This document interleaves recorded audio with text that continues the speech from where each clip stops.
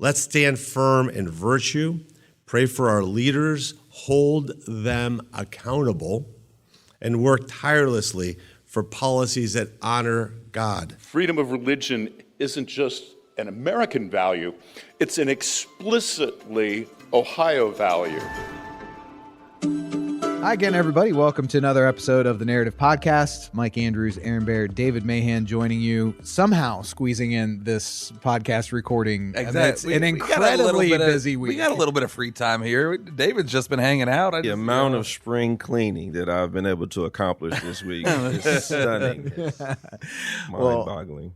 Aaron, you got to hang out with a Hall of Fame coach for basically an entire day this hanging week. out with my old buddy Tony Dungy, riding around with him and having my daughters, ask him silly questions and all that. But it has been a great week this week, man. Yeah, and we'll have more on the Tony Dungy event that we hosted, and hopefully maybe next week or the week after we'll be able to share that audio as part of the podcast. But he was in town to promote All Pro Dad. It's an organization that he works with, and it's a group that the state of Ohio is going to be partnering with to promote fatherhood initiatives throughout the state. It's a really exciting program. Yeah, I mean, again, and this is going to be a podcast where David Mahan gets a lot of love. We should have put a disclaimer you up could front. go ahead. Yeah, exactly. Like this is easily nauseating. One of these ones, like a parental notice on this one. Blush. But also Comps needs to get a shout out because this was a crazy week across the board. Every time you hear anything about CCV doing something,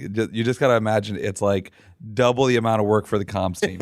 So it is. There's a lot of things happening. Now I'm gonna blush. Strategic planning is awesome when we talk about comms. Exactly. Yeah. It is just, it's a mess. Anyway. But some of you guys would remember we got $20 million in the state budget for fatherhood programming, and in part because we wanted to see Tony Dungy's ministry come to Ohio to really emphasize marriage and fatherhood. That's specific. One of the things, and we'll be talking about this more and more with the Family Structure Index coming up. One of the big challenges around the decline of marriage and the collapse of family is particularly the what I would say is the assault on men, and what it means to be a man, what it means to be a father today in our culture. There's been, I think, a really systematic cultural effort to degrade and denigrate that just beautiful gift of what it means to be a good husband, what it means to be a good father, and we see what Coach Dungy has done. And Family First, Mark Merrill, those guys have done in other states have been really effective. And so both it's this two-pronged approach for us on the cultural side at CCV right now between Communio and helping churches really build marriage and family ministries, and now All Pro Dad. And I'll just say, like, there's lots of famous people out there. Honestly, Coach Dungy might be the most famous person we've ever had in our building before. And one of the most humble, gracious, kind men you'll ever meet. Genuinely a man of faith, right? Like he fit right in here at CCV in terms of just talking about Jesus, talking about his faith. Is as common as talking about coaching with Chuck Knoll and the funny part. My wife made a comment about this the other day. Is that one of the guys that works for him, this guy Patrick. We were driving around. He was like, "Oh, Coach, do you remember to text Peyton? It's his birthday today." I was like, "Oh yeah," they're just talking about Peyton Manning. I was like, "Oh, okay." That, just those little things. That's just funny. We did have a team conversation. I'm like, "Hey, should we ask him who the most famous person is in his phone?" I'm like, "Well, it's got to be Peyton." Yeah, exactly. Right? There's really no one bigger than that. Yeah, exactly. Speaking of that assault on men and fatherhood, and there's some overlap with a bill that passed this week because in a culture where traditional manhood is seen as bad and men can be women and women can be men, we had to do some work on an indecent exposure modernization. And we've talked about it with the case out of Xenia and the YMCA where a guy walks into the women's locker room because he says he's a woman and got that bill across at least across the finish line in the House. And I know that took a lot of work on your part, and it was a busy week as that made it through those final two checkpoints of passing out of committee and passing the House floor. Yeah, you would have thought this would have been a lot easier, a little slam dunk, bill, but it wasn't. We've been fighting for this one for a while. And right here at the end, there were some issues with even would it get to the floor. And so, we reached out to, many of you who are listening, and thank you so much, those of you who sent emails or sent phone calls.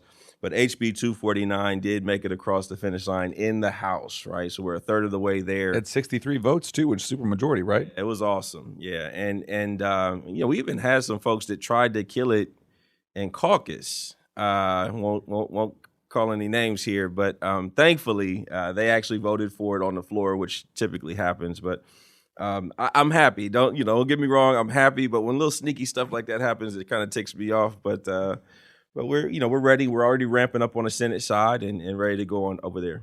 Yeah, and I'll say a few things there. One, what you were just talking about, Dave, like things like this that seem like common sense. This is why Christians need to be engaged through the whole process. Yeah. Right? Just voting isn't enough. You got to be there to see it through all the way, because you'd be shocked at the roadblocks that come up. But this is also where leadership matters, and grateful for people like Speaker Matt Huffman, who is genuinely with us on these issues and want to see these things get done. And so the fact that he brought this to the floor now, I mean, there's a good chance this could get done before the summer. And so really, really encouraged about that, about how that process went. I'll just say the other thing about it to me, though, that I think for a lot of folks, this was a reminder for me, and should be a wake-up call for everybody, is after President Trump won and put out his executive orders, I think a lot of people have thought, okay, we've won this trans issue, right? A lot of the gender clinics have shut down. Like this, we're winning here, right? The testimony, I know you guys talked about this. The testimony at the opposition testimony to this bill, like the left is leaning into their crazy. Oh, yeah. On this. They're like, you would have figured after this was such a big winning issue for us that they would be trying to kind of get away from this and downplay it. No. They lead with the crazy. Like there was a story about the bill in an LGBT publication that loves CCV, obviously, and their headline picture was a picture of Drag Queen Story Hour. Oh, yeah, and I know nobody watches drag, RuPaul's Drag Race, but Mike in here. But if you would have been in that room, everybody was in there in full regalia. I'm talking about maybe 5 different drag queens in there in full regalia, and pleading their case. And really, there was only one question: like how many of you think that you should be able to have obscene performances in front of children? Raise your hand, right? And so nobody wanted to speak to the actual language of the bill. They kind of wanted to speak to their ability to perform in front of kids as a part of that's just part of our culture. It was absolutely insane, but it was awesome to see on the floor. And if you've never been to the State House during some of these kind of contentious bills, CCV family, you really need to get in there, because what you don't see, they'll focus the camera on different members that might be doing floor speeches or whatever, but what you don't see is the hissing and laughing. So when you have Rhett Williams and Rep. DJ Swearingen and Stewart in there, and they're actually talking about court case, situations where, you got this 300-pound individual exposing himself to little children, and people on the other side, the Democrats, they're laughing. They're, as if that, we're lying. These are court cases that we're talking about here. It's actually in the books. And so you got to see it to believe it. But again, very thankful for the House, for the Speaker, for getting this done. And where my mind went with the overlap here of the testimony and the stuff that we see from the Democrats on the floor vote is, this is why it's so important for Christians to engage in the process, because there's so much of this that would just be accepted culturally if we weren't here to call it out and stand in the gap and say no. It would just be, oh, well, we need to be nice, so we need to let that happen. But we'd be afraid. Right. Oh, yeah. Yeah. And shout out to the Salina, Ohio, to Xenia, Ohio communities for being consistent to come down to the State House, to advocate for your community and to protect children and families in your areas. And you had another press conference that you were part of this week. I know you love doing press conferences. It's his favorite thing. I joked with Joe before we went over to get photos. I was like, oh, you'll probably be there for about 45, 60 seconds or something like that. And he told me it was almost 2 minutes. So good for you. Look at that. Short and sweet. Short and sweet. I'm in there with Newman and Gross, so I don't have a whole lot of time. But But it was for a bill around the abortion pill reversal, and I just have to call out the headline that was selected out of the Cincinnati Enquirer and some of the major Ohio newspapers. Ohio GOP lawmakers push experimental, and then we got to get the scare quotes in here, abortion reversal. Experimental abortion reversal. Yeah. And we know that this has been successful. We've seen it be successful. We told the story of Sierra out of Northwest Ohio, whose daughter was saved because of it. She told the story in front of how many thousands of people at our March for Life. Like, this is not experimental. It works. Yeah. Only time it's experimental is when you don't want your child. I mean, they use progesterone all the time to save babies that are wanted. Yep. Right. I mean, for years. And on the abortion side of things, there's 8,000 children across the country that have been saved by the abortion pill reversal process. But when you say it that way, it's one thing. But there's over 8,000 mothers who had second thoughts and regretted instantly what they have done. The most horrific decision probably any human can make, especially in regards to your child. And they regretted it. And 8,000 of those mothers were able to go back in time and correct that mistake, and their children are alive today because of it. And again, we've got multiple doctors already in the state of Ohio that are I think that are already doing these procedures. But yeah, this is a no-brainer, and I don't see this being a problem getting through. If it does have a problem, it's just because nobody knows what it is yet. And so, do we have enough time to inform the General Assembly on the topic? That's the question. And what is the function of the bill specifically, David? What does this do? Yeah, so you have two pills, a part of this regimen, right? And so you've got Mifepristone. Yeah, mifepristone is that first pill. Misoprostol is the second pill. And if within 24 hours of taking the first pill, if you can get that APR process in there, you got a 60% chance or so of being able to save that child. And what the bill basically says is prior to the doctor prescribing that first pill, this information has to be given to the mother, so she knows that this is an option if you choose to reverse it. So here's the thing about this, Mike, that ticks me off about that Enquirer story you just read. So I was involved in 2014, 2015 in the first abortion pill reversal informed consent bill passing when I was at Center for Arizona Policy. At the time, APR had saved about 150 lives. APR abortion pill reversal had saved about 150 lives. And we passed, when I was at Center for Arizona Policy, we passed an APR bill there. And then I had left and I went into the Attorney General's office, and we were part of defending the law in court. At the time, the stories were literally the exact same thing. 11 years ago, experimental abortion reversal. Some experiments take longer. Exactly, with scare quotes and all that. So that was 2015. Again, we had real data that showed, hey, this works. And to David's point, all abortion pill reversal is high dose progesterone, which we give to women all the time to help sustain pregnancy. That's all, because the way this 2-pill regimen works is mifepristone. It blocks basically the naturally producing progesterone from getting to the child, right? And so it basically starves the child to death, and then misoprostol induces labor. And so all we're doing is the same thing we do all the time with women who have high-risk pregnancies, is giving them a little extra boost of progesterone to overwhelm the effects of the mifepristone. So it's not experimental. This is normal procedures. And like David said, this has now been around for over a decade. But again, because it's abortion, because it's undermining Planned Parenthood's primary messaging, they have to call it junk science. Like, it's the same nonsense playbook. And again, I would just remind you that papers like the Cincinnati Enquirer or Columbus Dispatch are the same ones that use preferred pronouns, that think men can become women. So they're not exact. They don't exactly have a great medical track record. Another interesting story, this is more national, out of the news this week, is Meta got held accountable for creating, well, it was Meta and YouTube, creating essentially an addictive platform.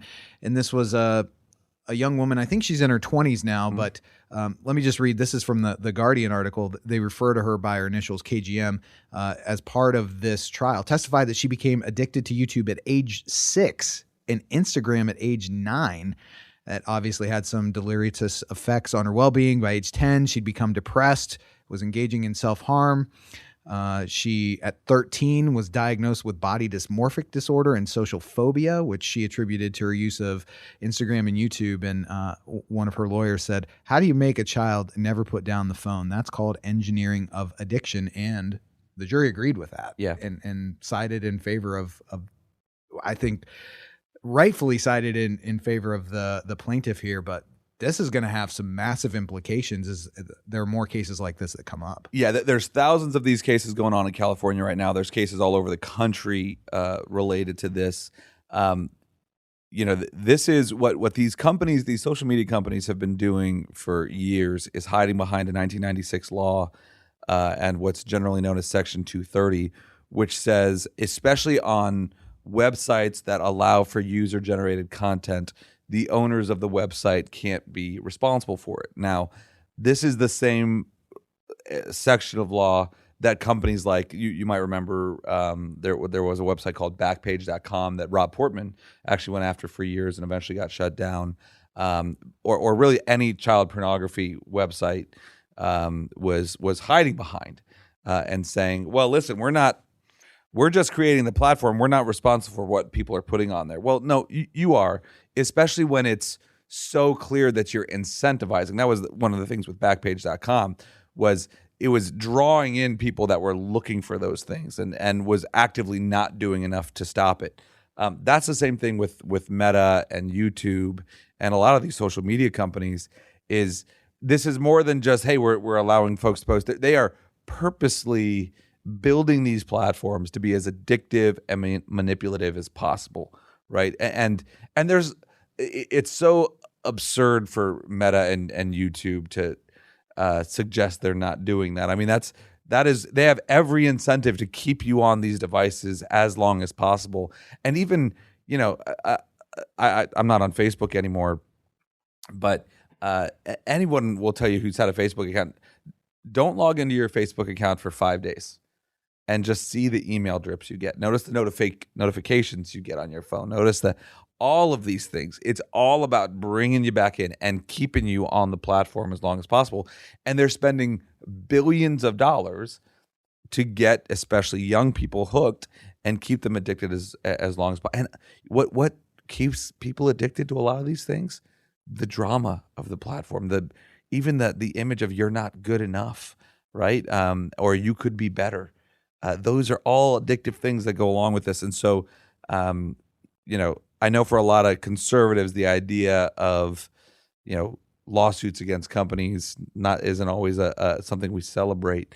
But when we understand the size and scope of these social media companies today and the way they are purposely building out their platforms to keep people hooked, this is a huge one that hopefully can bring some balance to this area. And for our listeners, I would assume a lot of our Christian conservative parents probably have had some decent guardrails around social media use in their homes because they've heard about this type of thing. But it's a great reminder when you see what's being talked about in court, when you see how courts are ruling against, you might feel that social pressure of being the awkward one who doesn't let your kid have a social media account, but hold the line. Yeah. Oh my gosh. Hold the line on this because the effects are real. And it's just like what David was talking about on the Xenia families that showed up and the Slime families that showed up on this. Like, courage begets courage, right? So parents that hold the line, we're seeing this right now. We've got young kids, and Maria's seeing this with when we say, hey, we're not doing tablets, we're not doing screens for our kids, we're not doing phones. Other families are like, yeah, we don't need to do that either. It creates a really courageous cycle that other families can buy into. Well, we want to close. Aaron, David and I talked briefly last week about the news we received that CCV founder, Pastor Jerry Kirk, had passed away. And I wanted to give you an opportunity to reflect on him a little bit. You certainly had more opportunities to interact with him than either of us did. And you got to go to his memorial service last weekend, which even what you shared with the team from that was incredibly powerful and encouraging. And just what a legacy from Pastor Kirk. I've never been to a funeral like Pastor Jerry Kirk's service. It was one of the most God-glorifying, just powerful testimonies. Not least of which was because Jerry had 5 kids, 28 grandkids, over 65 great grandkids. They ended the service with all of those people going on stage together and singing 10,000 Reasons. And even in his family, right? Jerry was a Presbyterian pastor. His wife, Kimberly, married Scott Hahn, who's one of the most famous Catholic evangelists. And so you had evangelical pastors on stage, you had Catholic priests on stage, and all of them. Guys, I cannot begin to tell you, I've never met a man who was so joyful because of the love of God through Jesus Christ. Like daily, hourly, moment by moment, this man exuded the joy of Christ because Jesus Christ had died for him and loved him so much, and spent especially the last 15 plus years of his life just doing thousands of hours on the phone with people, praying for people, doing his prayer covenant. You got to check out what he did. Like Jerry found, he led one of the largest churches in Cincinnati, and then founded CCV, and then founded the National Coalition Against Pornography, which is now Pure Hope. And then when he was 80, decided he needed to help people pray. Founded RAP. Yep. Then he decided he needed to help people pray, so he formed the Prayer Covenant, and was literally praying for people daily, doing this Prayer Covenant, which you got to read and check out. And what's especially powerful about that is, especially, this is something Dave and I have talked about before. When you do this work, and you'll even hear this, I think you'll hear this on this podcast sometimes, it's hard not to get angry, right? When you're seeing what the sexual revolution has done to children, has done to the next generation, you start getting angry, and sometimes it's right, but it doesn't change the reality of the love of God through Jesus Christ in our lives. And here's a man who never, and somehow was even more overflowing with it than most. And so I can't say enough about Pastor Stephen Kirk from Hope Church, his comments. All 5 kids spoke. The 5 oldest grandkids spoke, and they all were just.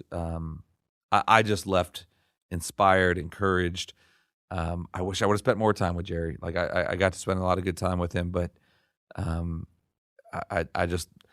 still remember somebody made a comment about how he would call you and say, "How is my brother?" And I still can hear his voice saying that to me when he was so kind when I started at CCV.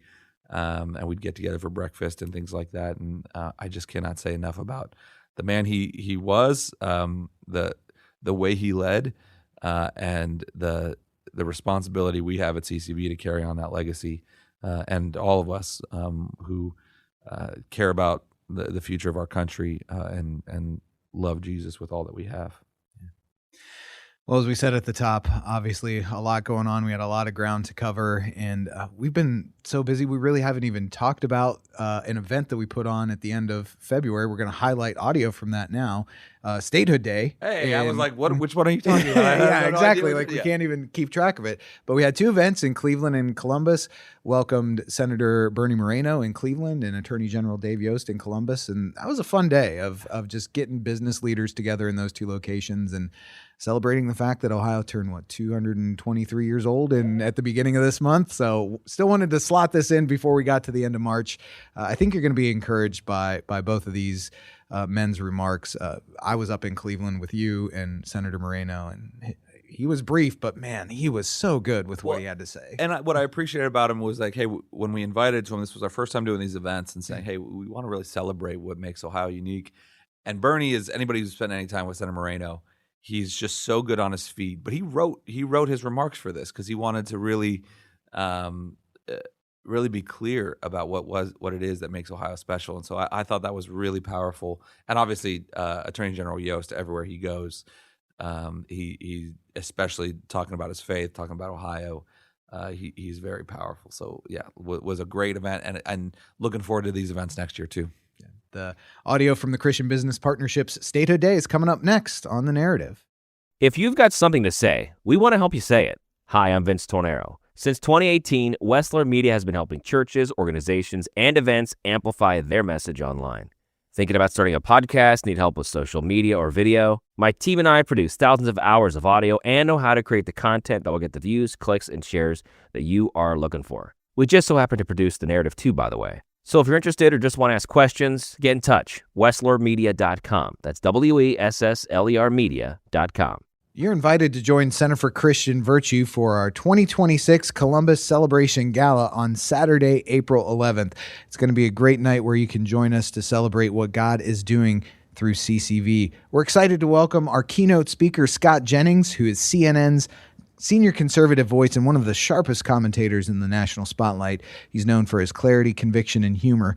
And Scott brings decades of experience at the crossroads of politics and media, including service in the George W. Bush White House and key roles in multiple presidential and Senate campaigns. It is going to be an elegant evening where you'll enjoy an incredible dinner followed by visionary keynotes exploring the path forward for the future of Ohio and America. Do not miss it. Sponsor a table today. Visit ccv.org/gala for more information. That's ccv.org/gala. Will you join me in welcoming Senator Bernie Moreno? Thank you.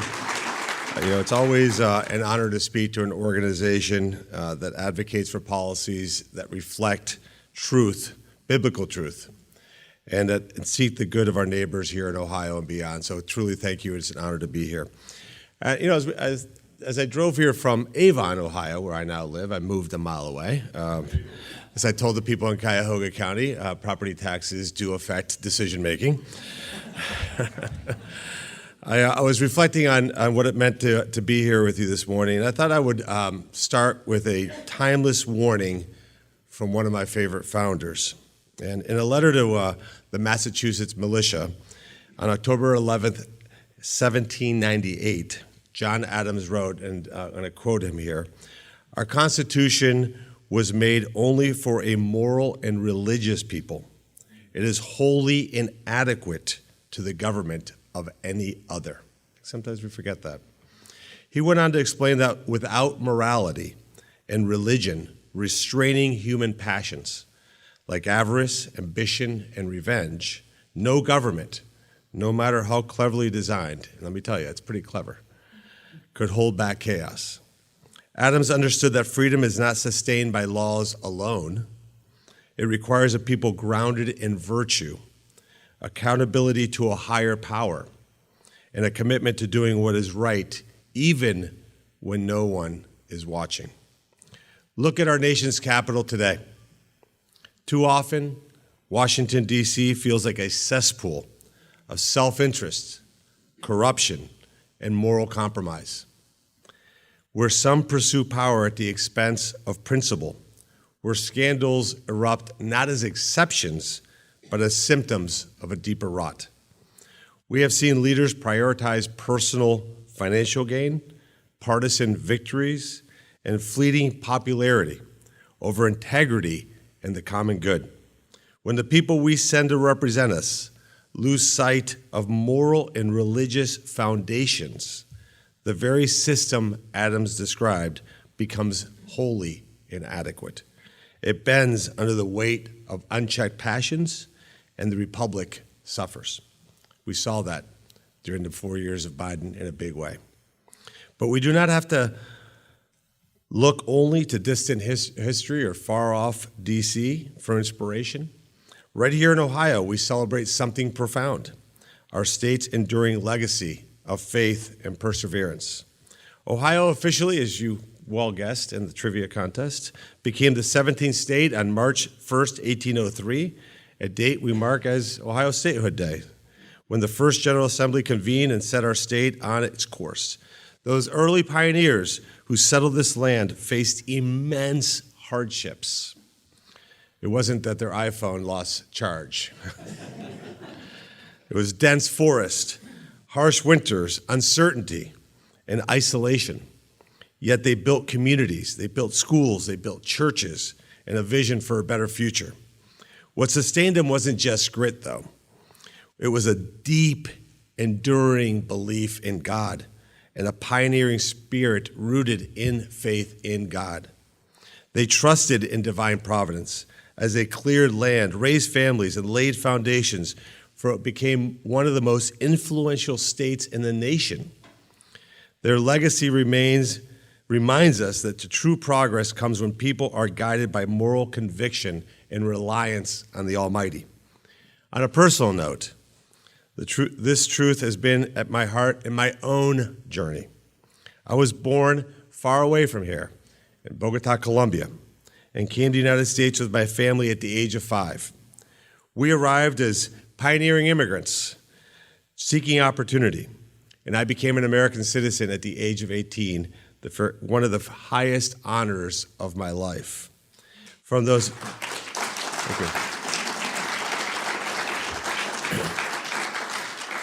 early days, I have built a life and a business here in Ohio, starting with one little tiny car dealership. Max worked there, actually. And I was able to grow that one little dealership into one of the largest dealer groups in the country, employing thousands of hardworking Ohioans. But none of that happened in a vacuum. There is no doubt that without daily prayer, the unwavering support of my family, and a foundational belief that God put me here to do what is right for this state and this country, I could not do my job, especially now serving in the United States Senate. Every day, as I get up in the morning, drive down 9th Street, make a left on Pennsylvania and a left on Constitution, I see the sun rise over the Capitol as Lady Liberty greets a new day. And I feel God's presence. In that quiet moment, amid the weight of decisions that affect millions of people, I'm reminded that this calling isn't about personal power. It's about stewardship. It's about serving with humility, guided by faith, just as those early pioneers were. As we confront the challenges of our time, whether here in Cleveland, in Columbus, in Cincinnati, or in the halls of Congress, let's reclaim that same spirit. Let's be the moral and religious people that Adam said our system requires. Let's stand firm in virtue, pray for our leaders, hold them accountable, and work tirelessly for policies that honor God, protect the vulnerable, and build a thriving Ohio and a thriving America. The pioneers showed us it's possible, and with God's help and with daily reliance on Him, we can do the same. So thank you. God bless all of you. God bless this great state, and God bless America. Thank you so much for having me. Please welcome this great champion in the state of Ohio, A.G. Yost. You know, most of us did not learn too much Ohio history growing up. And even if you did, and were an exception, you almost certainly did not learn much about the religious beliefs of those who founded our state, those early settlers. And there were all kinds of different flavors, but religion was wound up in the fabric of all of their lives. Freedom of religion isn't just an American value, it's an explicitly Ohio value. Our state constitution actually has broader protections than the federal constitution for freedom of religion. And in fact, Ohio's constitution protects rights of conscience, which the federal Constitution only protects by implication. It's explicit in our Constitution. It says all men have natural and indefeasible right to worship Almighty God according to the dictates of their own conscience. I'm proud to be in a state that recognizes the fundamental nature of that God-given right. The first Ohio settlers built churches before they built courthouses. You hear what I'm saying there? It wasn't that they weren't law and order. They were focused on their life before God as the first community issue. Edward Tiffin, Ohio's first governor, was a doctor and a lay preacher in the Methodist Church and helped organize churches. Return Jonathan Meigs, that's one of those 19th century names, right? Hey, Return, how you Return Jonathan Meigs. He was another governor and the namesake of Meigs County, just north of Marietta. He was deeply devout and a Puritan. If we listen to the secular schools, you would think that Puritanism was some kind of weird thing in Massachusetts in the 1600s and it died out. Well, one of our founders here in Ohio was a Puritan in the 19th century and governor of this great state. Thomas Corwin, another governor, led the temperance movement. Salmon Chase, governor, United States Supreme Court justice, was a leader in the movement to abolish slavery.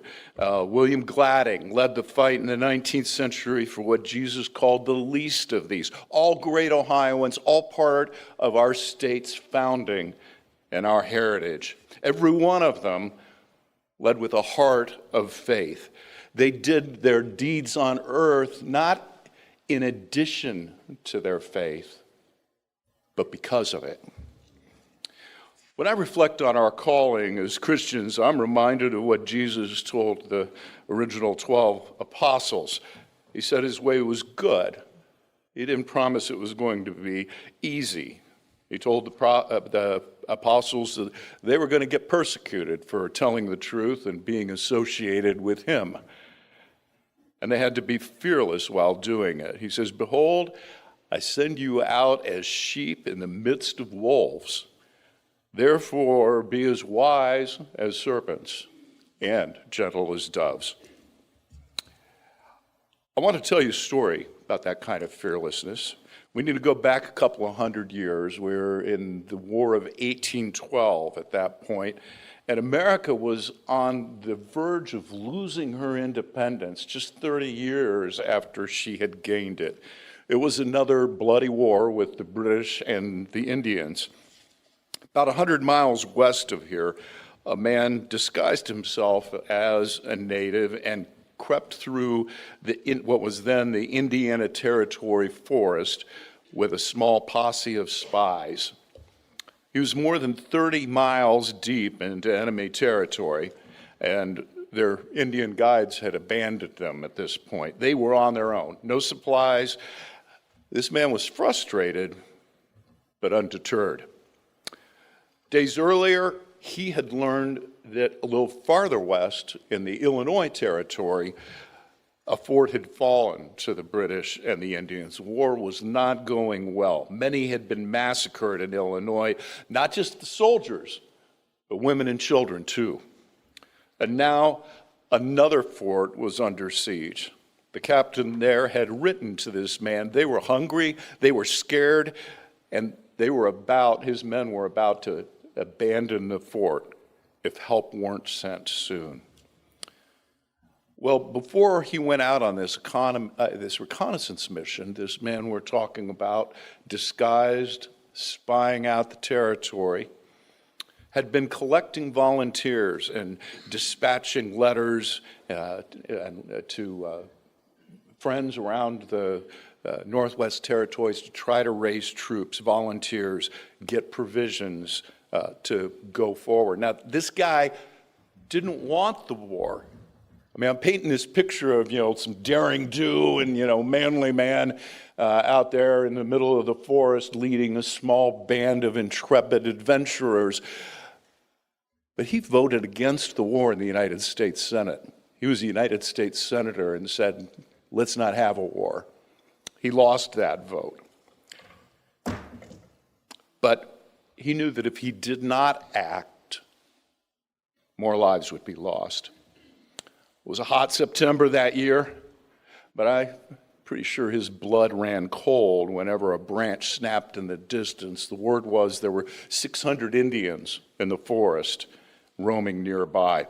This man knew his mission had a high chance of getting him and all his people killed. Instantly, if they were lucky, more likely a long and brutal end involving some torture or scalping. But when he closed his eyes, he could see that desperate letter from the captain of the fort. For God's sakes, call on the governor to send us more men. He dreaded to think what would become of those soldiers if the Indians overcame them, so he pressed on. That fort was important to all of Ohio. Lose the fort, you lose Ohio.